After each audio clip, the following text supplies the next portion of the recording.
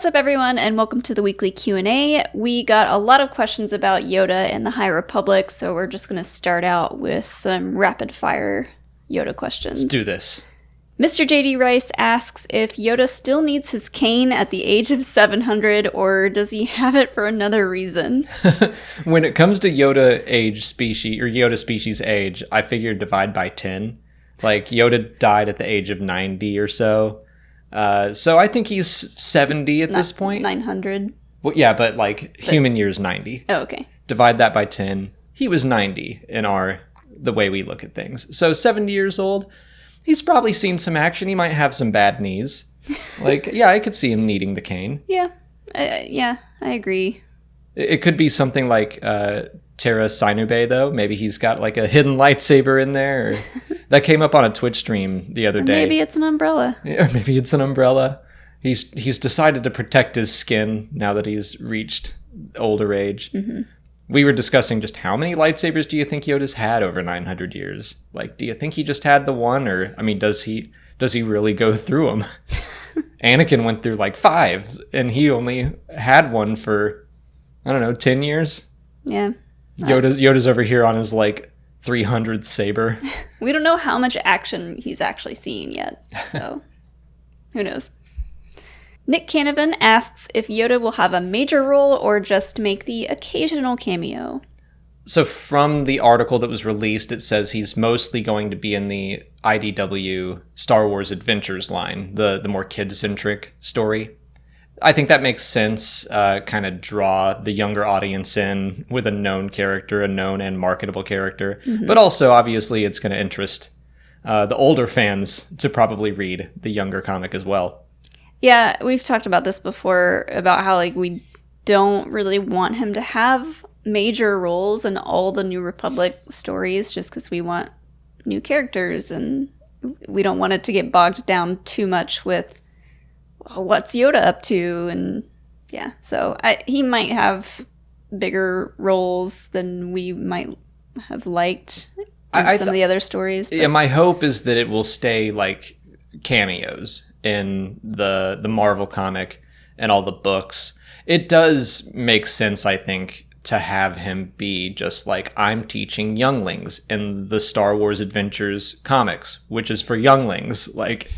I think that's a good avenue to kind of, in a Clone Wars style way, teach lessons to a younger audience through comics. Nick also asks if Yoda is Grand Master yet.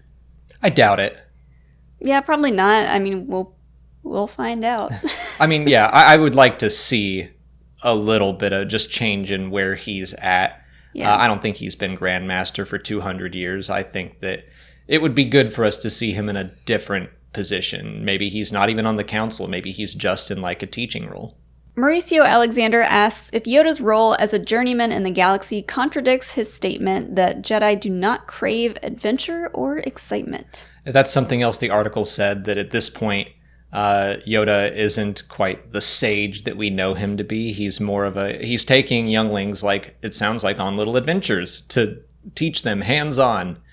And I wouldn't say that that's a contradiction to his character. I think Yoda changes a lot just in between the Clone Wars and the original trilogy. They even kind of make it a point in Season 6 to show where his thinking kind of changes. In Star Wars Rebels, he straight up tells Ezra, I failed. We were wrong. So I think that Yoda probably is just going to have a different attitude at this point in time.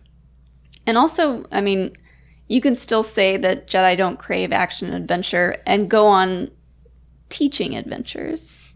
Sure. For educational purposes. Yeah, it doesn't mean that Yoda's seeking out trouble with a bunch of kids. Right. He's telling Luke, you don't seek out danger for the sake of it. There are causes that are worth fighting for. You don't have to go create these opportunities for yourself. So even then, yes, you're right. He's probably not out there trying to cause a little chaos to teach the younglings a lesson. Moving on from Yoda, Caleb Diaz wants to know if the Jedi should have allowed non-Force sensitives into the Jedi Order. I think this is kind of building off of a question we had last week, where people were asking, could non-Force sensitive people learn to be force sensitive. And I guess I was trying to think of this in kind of a Buddhist monk way, where I think the Jedi take a lot of their inspiration from them. And like, obviously the Buddhists don't have the Force, but it's like, I think they are willing to accept anyone who wants to learn. I wonder if we get into the High Republic and we see the Jedi as they are like in their earlier and earlier stages. Maybe they did just bring in everyone and someone's like, hey, I heard about this Jedi thing and I would like to learn to be more at one with the galaxy and learn how to control the Force within me. But as they went on, I remember, I think Pablo Hidalgo tweeting about this, that the whole midichlorians thing, even Qui-Gon testing blood for potential, it's like another sign that the Jedi have taken this very spiritual thing and turned it into a technical, medicinal, like biological, well, is this person really even worth training? Yeah. I mean, I was going to say the exact same thing. I think we might see it in the High Republic, and then as time went on, the Jedi just lost their way and got a lot more strict about rules and things like that. And I don't know, we could see it in earlier years. Yeah, I feel like I harp on this a lot, the whole Jedi lost their way thing, because that was Lucas's intent with the prequels and the Clone Wars especially. And it's kind of weird because when you get the original trilogy first, everyone gets it in their head like this idealized version of the Jedi. And they're like, they're so noble, they're heroes. And they are. They're the good guys, clearly. But they're flawed. And I don't think we have yet to see the Jedi the way that we all originally thought of them when we were kids and we first saw the original trilogy. And they've kind of said the prequels, or the High Republic, is supposed to be the Jedi at their height or their best. So yeah, I would like to see the difference there. If they are taking anyone that wants to learn, or if it is like we test you for midichlorians, and if you have the potential to be a great Jedi, then we'll take you in. It'll be interesting to see the difference. Jane Dalton asks why Denjarin doesn't seem to know about Force users when Mandalore was briefly ruled by Maul while he was alive. Yeah, so Din was around during the Clone Wars. He was very young, but the Jedi existed. Maul ruled his planet at one point. I mean, whenever a question comes up like this, I'm like, well, there's a reason. There has to be, and we just don't know it yet. We might not ever find out, but my guess would be that, like, we don't know what kind of life a foundling has. Yeah, I imagine he was so young, and even if he knew who Maul was, maybe most people didn't know he was Force sensitive. He was just in charge, and everybody was afraid of him. Right. And he may have been, like, Mandalorian space is made up of tons of planets. He may have not even lived on Mandalore. He could have been trained somewhere else, raised somewhere else. And I doubt he ever encountered a Jedi. Like, he's probably heard whispers of Force-sensitive people, but it's like, if you've never encountered one, which most people in the galaxy haven't, there were only like 12,000 of them at their max in a galaxy of trillions. So, maybe he heard about this, like, really scary-looking dude that controlled Mandalore for a little bit, and he had magical powers, and then he probably just brushed it off as nothing. And then once the armorer tells him, like, no, there are people that can use magic, just like this little baby. And now he believes. I was going to say, maybe the armorer knew about Maul. She seems to be the one that knows about all the Jedi stuff. Again, like, we're purely speculating here, but hopefully the Mandalorian book that's coming out now next year instead of this year, that's a bummer. But we're hoping that it's about the armorer, because I think she'll probably have a very interesting backstory. And yeah, we could see maybe some history with her in the Clone Wars. Maybe she was around when Maul was. So that could explain some things. Jacob Valerio wants to know if we could see smaller factions of Force users like we did in Legends. Yeah, I think so. Are we talking about in the High Republic? I would say anywhere. In general? Yeah. They specifically mentioned the Jin Sarai. They were like kind of a gray order, a gray Jedi thing, which I don't think they would be called gray Jedi, but it would be interesting to see someone who is neither Jedi nor Sith. I don't think gray Jedi specifically as a term is going to come back. I've seen Lucasfilm people talking about how like George didn't like that idea. If you're a Jedi, you use the light. If you're a Sith, you use the dark. And a gray Jedi is a term that shouldn't exist. It makes no sense because a Jedi wouldn't be a gray Jedi. Right. But a gray Force user, someone that uses both, I think that would be interesting to explore in the new canon. And also there's the whole line from Luke of the light does not belong to the Jedi. Mm-hmm. It's vanity to think so. So yeah, I would love to see... I always get excited when we see more and more types of Force belief systems. I think we will see more and more of them. Chad Hoppin asks if Legends lore exists in the Star Wars universe the same way that there are in-universe fables like the Dark Legends book. I don't think so. My initial thought is no, I don't think. It's hard to think about. Yeah, I mean, it's cool though. Like right now we don't have a clear-cut story for Darth Bane. We know that he did create the rule of two. He was in the Clone Wars, or an illusion of his spirit was, and Yoda's like, Darth Bane created the rule of two. And that's all we got. So it would be interesting if, there was this legend about how that actually happened, and it was the Darth Bane trilogy. But I mean, we have the legend of Darth Plagueis the Wise. There might be more legends and stories out there like that wouldn't be told to the Jedi. Well, I think that while maybe the Legends universe doesn't exist in the canon universe in that way, I think it's interesting to just take a step back and be like, okay, all of Star Wars is supposed to be modern mythology.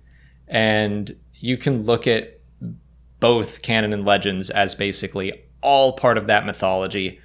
I'm not a Greek mythology expert by any means, but from what I've looked into it, it's like, hey, some of these stories contradict each other. The Greeks weren't necessarily trying to build a perfect world here. They were just trying to explain the world around them, and they used these characters, these gods, these larger-than-life beings to teach lessons and tell stories, just explain like nature. Right, like they're just trying to tell stories. And I think that when you take a look at Star Wars and be like, it's all mythology, like pick and choose the stories you like, stop worrying so much about whether or not it all fits perfectly together all the time. I do like that. I do love when it all does work together, but like I like Legends and I like canon. It can all be kind of just part of the Star Wars mythology. That's it for patron questions. If you're a patron and you didn't see your question answered here, just head over to Patreon where we left you a written response. If you're not a patron, you can learn more by following the link in the description. Just $1 a month will get you access to extra Star Wars Explained content like audio commentaries for the films and for the Clone Wars episodes. This week's episode is Darkness on Umbara. I'm very excited that we're at one of the best arcs in the series, and that's available right now if you're interested. On to YouTube questions, Rakeem Day asks, why Jedi explode in a flash of blue light when they die in Legends? So Rakeem is specifically talking about something that happens in The Force Unleashed. Shakti falls into that Sarlacc pit and then explodes. And it's very reminiscent of Palpatine exploding in that blue energy. Legends isn't very consistent with what happens to Jedi when they die. Before the prequels came out, it seemed like I remember Luke finding the long dead, I guess not body, but the robes of a Jedi who became one with the Force, and he's like, just like all Jedi do, they fade away. And that's obviously not the case anymore. And then in The Force Unleashed, Shakti explodes. So I'm just trying to headcanon some things here, and I'm going to say that maybe in Legends, if you die a violent death, an especially violent death, maybe you explode. But then immediately I'm like, Ayla Secura should have exploded. Anyone in Order 66 should have exploded. Yeah, I mean, Legends gets weird. I think the Force Unleashed, it's a video game, and they were like, let's up this a little bit. Let's crank it up to 11, which is definitely what the Force Unleashed does. Like, they take the Force and they're like, max out everything. Fun game. But I wouldn't use it as like how the Force works. So yeah, crank everything up to 11, and it's like, Shakti doesn't die, she explodes. Frosty Wheats asks if the Mortis stuff in the Clone Wars was just a vision and they aren't actually all dead. So the ones, yeah, the father, the son, and the daughter, did they actually die? Frosty is posing the question, like, was it all just kind of a spiritual test for Anakin? I think they all died. Yeah, I think especially the story of the daughter and her connection with Ahsoka, that tells me that she actually died. And that'll be... I'll say that I think those versions of them died. I think that body died. Yeah. But Morai, the Convor, is definitely related to the daughter somehow. I think the daughter is living within Morai. I wouldn't be surprised if the son has a new incarnation as well as the father. Maybe the Bindu is like an incarnation of the father. Because the Bindu's another one where it's like, did the Bindu die? Like, I don't think so. I think it probably passed into some other being or form. Yeah. He turned into a thunderstorm. Right. And then after that, like, that's when Thrawn shoots him, but it disappears, and like, I don't know. I think the Bindu's still out there.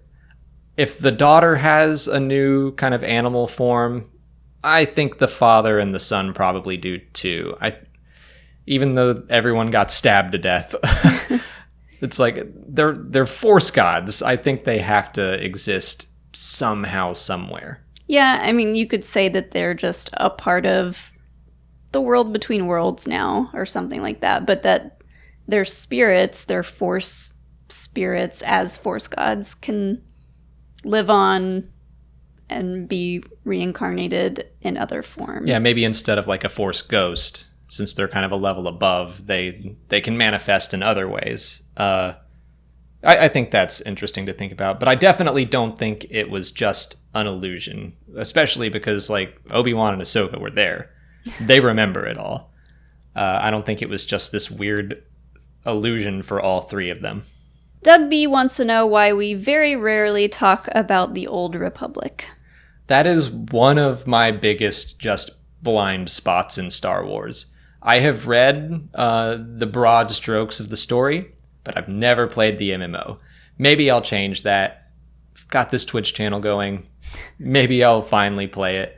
Was just... Yeah, I mean, for me, I just haven't played any of that stuff, and I just missed the mark on that. And so, yeah, if we don't feel knowledgeable enough about it, we pretty much don't talk about it. Right. If people have questions about it, like I can kind of make my way through it. I can research it and be like, oh yeah, that's what happened. I've read quite a few of the Old Republic books, but I've never played any MMO, and it came out while I was in college, and it was just like, I don't have time for this. And now it's free to play.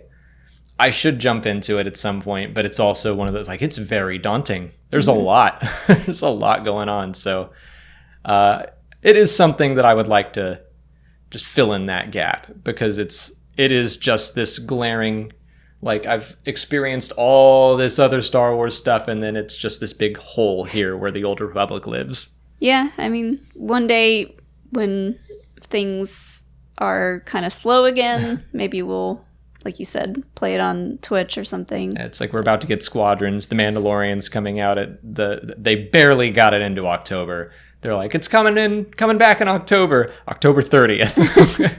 Okay, maybe just say November next time. But yeah, maybe after that. Like, we both got Twitch channels now. Maybe we can play it together. I don't know.